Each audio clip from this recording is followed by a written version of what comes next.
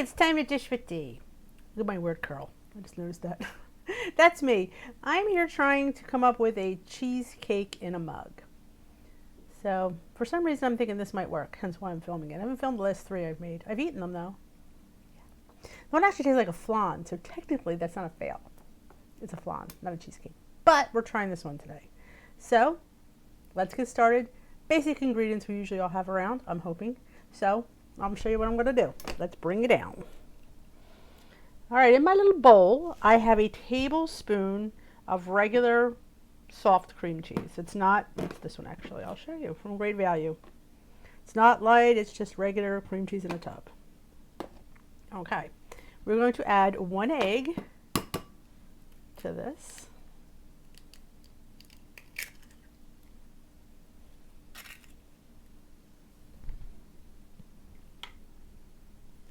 Okay, it's a mixer.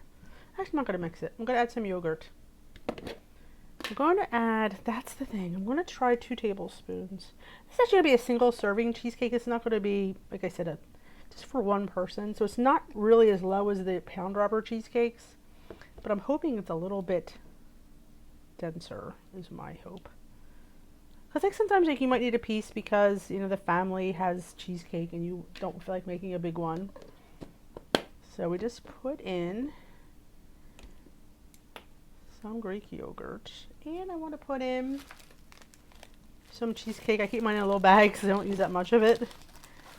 A teaspoon of the Jello pudding, cheesecake flavor. We'll do a teaspoon. All right, we'll do a little bit of vanilla extract. I guess I'll mix it all at once. A little glug of vanilla.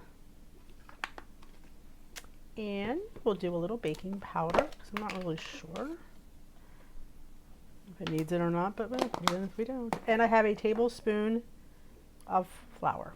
So I'm going to use a teaspoon, but it's the same points for a tablespoon. So, oh, monk fruit sweetener. Okay, let's just grab 4 teaspoons. We'll make it 1 tablespoon, so we'll do 4. All right.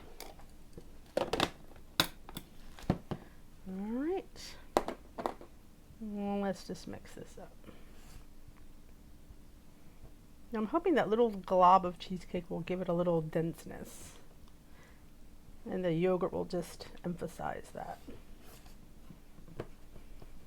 Now I have a mug and I also have a ramekin. I'm not sure which one I'm going to use. I think the ramekin might be big enough. Like I said, it's a single serve cheesecake. It's not anything, not one to share, it's just for you. I used to make, I don't know if you guys remember which I haven't made for a while, the little souffles. It was an egg and a banana mashed, and I think some vanilla. Might even have some sweetener in there. You put it in a little ramekin, and it gets a little mini souffle. It's kind of, like I said, I was going to do a banana, but it tastes like banana, and I am just looking for a plain cheesecake. Okay, let's keep this. Get that. Might be better if you microwave the cheesecake before we mix it. It's all right now, but it's a little bit hard. If you have a block cheesecake, I would definitely microwave it so it gets a little better. Okay. Looks pretty good. Look at that. So maybe we should use the, So I have this ramekin. I'm thinking it might be too small now that I look at it. Let me go grab my mug, which I do have.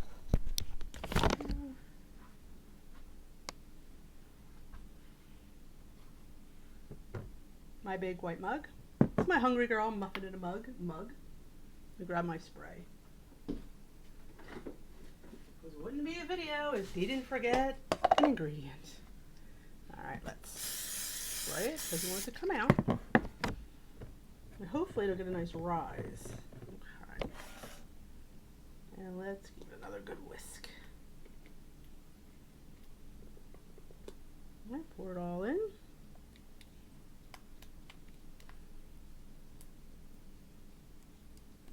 Of course, this is going to have to cool before we even know it to taste any good. And I actually was thinking of crushing a graham cracker on there for like a faux crust. But, we'll see how this one turns out. We could always go back.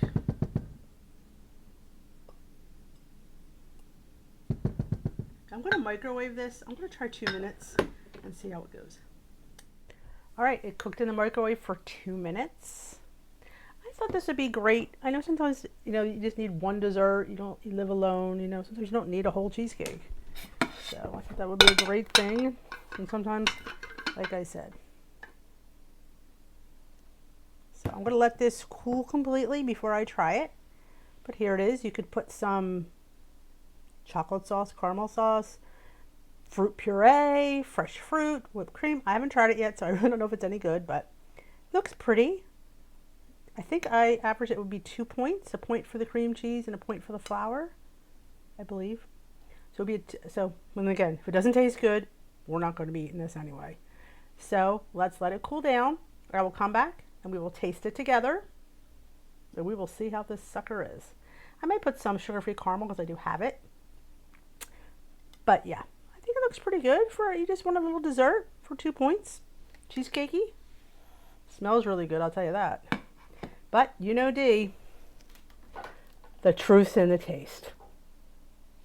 It is. So we're going to let this cool completely and then we'll come back and we'll taste it. Fingers crossed. Yeah, I put a little sugar-free caramel and a little squirt of fat-free Ready Whip and a little bit of Flavor of God's buttery cinnamon roll just for presentation. Now it looks pretty good. I mean, here's the side. And it's a pretty nice size. Maybe I should make it maybe next time a ramekin versus the mug would be a little bit higher. But, let's taste it because it might look good, but it might not taste good. Let's turn it around. To you with a update. She messed up. 3 smart points for the whole cheesecake. 2 smart points for the cream cheese. 1 smart point for the flour. 3 smart points all told. I can only add. Sorry about that. Here goes nothing.